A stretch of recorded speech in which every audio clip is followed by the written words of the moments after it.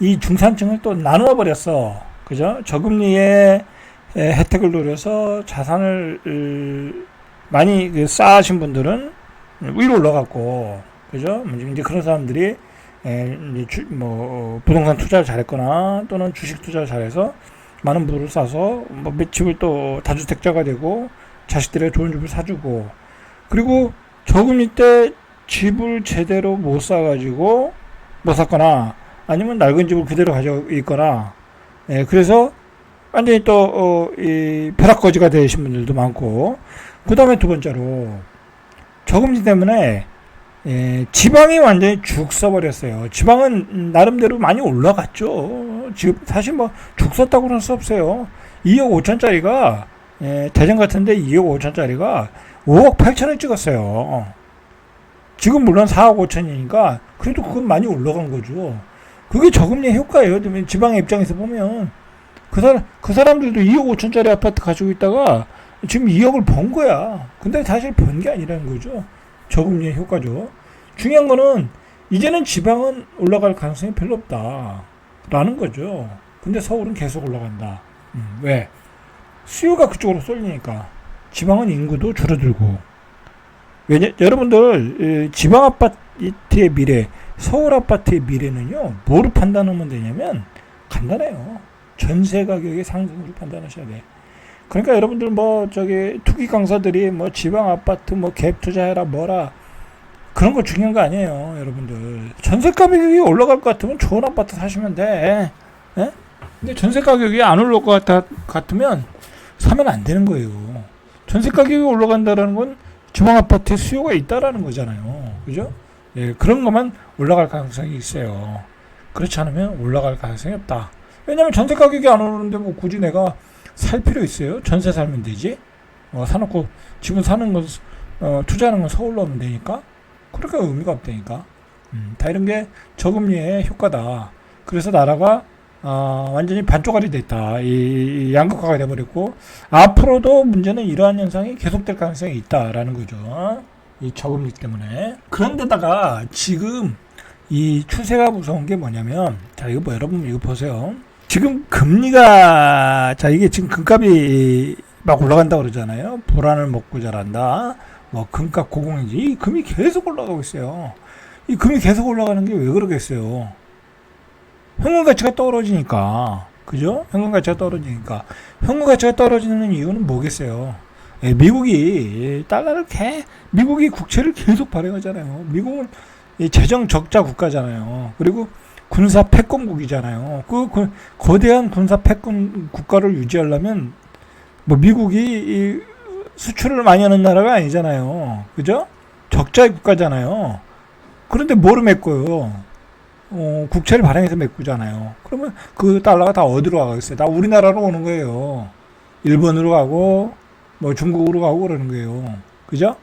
그래가지고 우리나라 와서 좋은 우량주 사서, 그죠? 배당 다 뽑아가고. 사실 그런 거예요. 알고 보면. 자, 그러니까 현금 가치는 떨어질 수밖에 없어요. 그죠? 떨어질 수밖에 없어. 그러면 앞으로도 저금리는 유지할 수밖에 없어요. 얼마 전에 그 경기 침체가 온다 그래가지고 다시 금리 내려야 된다고 난리를 피웠잖아요. 그리고 지금 앞으로도 연말로 가면은 금리를 2번 정도 내린다고 지금 예상이 되어 있잖아요. 그러니까 미국은 경기가 안 좋으면 금리를 내리고, 경기가 좋으면 금리를 올리고 하면서 저금리를 유지하고, 우리는 보세요. 우리가 지금 기껏 올려놓은 게 3.5잖아요. 기준금리가. 그러니까 이제 우리 경제는 3.5 이상을 올릴 수가 없어요. 왜냐면 경제 성장이 2%가 안 나오는데, 어떻게 금리를 3.5% 올려요? 그러면 기업들 다 망하는 거고, 자영업자 다 망하는 거고, 그래서 올릴 수가 없어요. 우리도 3%대, 그죠? 낮으면 2.5%대, 그 박스권일 가능성이 높다. 자, 그 박스권에서 결국은 서울의 부동산으로 쏠림 현상이 지금 계속 가속화되고 있다. 그런 거예요. 그러니까 여러분들 이런 메가 트렌드를 읽으셔야 돼. 읽으셔야 돼. 결국 그걸 읽지 않으면요, 여러분들 영원히 벼락거지가 되는 거예요. 그죠? 자, 그러면 이런 저금리 상황에서 누가 돈을 벌었겠어요? 누가 은행이 돈 벌었죠. 왜냐면 저금리가 되니까 대출을 많이 해줬잖아. 그죠? 근데 저금리에 대출해주니까 부조리량이 벌어서 다 갚았잖아요, 우리가. 어? 별로 연체율도 없고. 그런데 갑자기 또 금리까지 올려버렸네? 그죠? 그러니까 이자가 더 들어온 거야. 그러니까 이런 금융주들이 난리가 나게 신고가를 찍고 있는 거예요, 지금. 그죠? 메리츠 금융주주, KB금융주주, 하나금융주주, DB손해보험, 그죠? 이 손해보험회사도 다 그 대출하는 회사 아니에요, 알고 보면. 그죠? 자, 그렇게 해서 돈을 번 거예요. 그러니까 우리는 일찌감치 저금리의 수혜는 이거다라고, 이런 주식이다라고 들어갔어야 되는 거예요. 근데 들어가서 박스 꺼내. 물론 저는 팔고 나왔는데, 이렇게까지 갈 줄 저도 몰랐죠. 그죠? 그러니까 주식 투자가 사실 또 어려운 거야. 근데 이거 기관 외국인들이 무지하게 샀어요. 그죠? 무지하게 샀다. 자, 이렇게 보시면 된다. 그죠? 저금리에 돈을 버는 회사들은 이런 회사들이었다. 그죠? 저금리에 계속 올라가는 건 금이었다. 그리고 저금리에 지금 서울에 아직도 저금리라는 상황 속에서 현금 부자들, 자산가들은 서울 부동산에 서울 마용성과 강남에 거침없이 투자를 하고 있다. 그런 거죠. 결국은 뭐 돈이 없는 분들은 어떻게 하겠어요? 아니 뭐 지금 뭐 마용성도 살 돈도 없고 서울에 아파트 살 돈도 없고 그러신 분들은 뭐 어쩔 수 없는 거예요, 지금. 어쩔 수 없는 거야. 어쩔 수 없는 거야. 뭐 근데 뭐 올라가는데도 한계는 있겠죠, 분명히. 자, 그래서 제가 이 얘기하는 게 내 집 마련을 하고 해야 되고 나는 수도권 나가서 살아도 괜찮다. 자, 그런 분들은 수도권 가서 사시라고 그렇게 얘기를 하잖아요. 그죠? 아직 가격이 저렴하다고. 그리고 최근에 그 문제가 뭐냐면 분양 가격이 폭등하는 거잖아요. 그죠? 뭐 인건비도 오르고 원자재 가격도 오르고 뭐 그리고 우리 먹는 그 커피도 오르고 식자재도 오르고 그러잖아요. 그게 왜 그러겠어요? 다 저금리죠. 저금리 때문에 그런 거예요. 돈의 가치가 떨어지니까. 그러니까 이런 현상은 계속될 수밖에 없다. 그죠? 대비하셔야 되는 거예요. 그죠? 저금리에 대비하셔야 된다. 이걸 주식 투자에 적용을 하면요. 예를 들어 저금리 때문에 돈을 많이 벌 수 있는 기업은 어디인가? 자, 우리 그걸 찾아야 돼요. 저금리로 주식을 돈을 많이 벌 수 있는 기업은 어디인가? 자, 지금까지는 은행이 괜찮았단 말이에요. 그죠? 그러면 이것도 앞으로도 더 괜찮을 수도 있어. 그죠? 더 괜찮을 수도. 아니면 여기서 먹을 게 없을 수도 있어. 이거는 뭐 그렇다 치더라도 이미 나온 거니까 저금리에 돈을 많이 버는 기업은 어느 기업인가? 그죠? 배당을 많이 주는 기업이 좋겠죠. 이익을 꾸준하게 내고 그런 기업에 투자를 해야 되겠죠. 그죠? 주식으로 보면. 그리고 부동산은 좋은 부동산을 가지고 있어야 돼요. 그죠? 저금리 시대에 좋은 부동산을 가지고 있어야 된다. 자, 그 정도로 얘기하고, 자, 최근에 이 서울의 집을 보세요. 서울의 집이 어떤가? 88 끓는 서울 집값 백약이 무효하다. 정부가 공급 확대를 통해 집값을 잡겠다고 내놓은 88 대책이 아파트 가격에 불을 지폈다. 얼마나 올랐냐면요.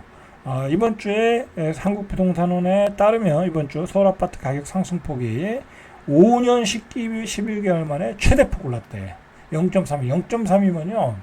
한 1.2%, 그 다음에 그러니까 12% 정도 오른 거예요. 이번 주에 12%, 매매 가격에 12%가 오른 거예요. 여러분들. 폭등한 거야. 그죠? 뭐 제가 서울에 있는 부동산을 정확히 모르겠는데 진짜 요즘 계좌 받기가 어렵다는 거예요. 계좌 받기가 큰 문제죠. 21주 연속 상승세다. 21주 연속 상승세. 그죠? 2018년 9월 둘째 주 이후 최대 상승폭이다. 2018년 9월이 아주 폭등할 때인데 이때가 0.45였어요. 약 5년 11개월 만에 최대치다. 자, 그런데 그 중에서 성동구의 아파트 가격은 한 주간에 0.63, 완전 폭등이죠. 그죠? 다 미친 거죠. 그죠? 미친 거예요. 10년 11개월 만에. 자, 최근 아파트 상승폭이 둔화되는 폭이었으나 다시 올라갔다 이거죠. 다시 올라갔다. 라는 거죠. 자, 지금 역시 주도하는 것은 마용성과 강남이다. 자산가들이 그걸 아는 거예요. 이거 이제 연말로 갈수록 금리는 떨어진다. 앞으로 저금리 기조가 계속된다. 그죠? 저금리 기조가 계속된다. 경기가 안 좋으면 금리 내린다고 생각하는 거예요. 그죠? 그리고 인플레이션이 계속된다. 이제 그런 데에 배팅을 하는 것 같아요. 자, 자치급으로 보니까 성남구가 0.63, 송파구도 어마어마하게 올랐어요. 0.58, 서초구도 0.57, 강남구 0.46. 자, 그러니까 정부가 난리가 났죠. 난리가 나가지고 뭐 과천에 뭐 1만 가구를 뭐 지구지정 하겠다, 막 그냥 뭐 추진하는 걸 막 그냥 갖다 발표하는 것 같아요. 막 발표하는 거 이럴 때는 방법이 없는 거야. 근데 분양은 뭐 2029년, 30년이래. 예? 그죠? 의미가 없는 거죠. 그러니까 그런 대책 발표가 의미가 없어요. 자, 이게 이런 그 상승세가 노두강과 금강구로 확산되고 있어요. 오늘 노두강을 다뤄보려고 그랬는데 다음 시간 해보고요. 노두강도 거래가 엄청나게 되고 있어요. 노두강 금강구로 확산되고 있다. 자, 수도권도 상승폭이 조금 확대됐죠. 자, 수도권은 9월달에 상승폭이 커질 수 있어요. 자, 인천도 확대, 경기도는 상승폭 줄었어요. 전체적으로는. 지방은 하락, 그죠? 지방은 하락. 자, 지방은 하락하고 있다. 자, 여러분들, 저금리라는 게 계속해서 가난한 사람을 가난하게 만들 가능성이 높아요. 부자는 더욱 부자로 만들 가능성이 있고, 자, 어느 쪽으로 가담하실지는 여러분들의 선택에 달려 있는 거죠. 자, 절대값TV의 명품 PD 한 PD였습니다.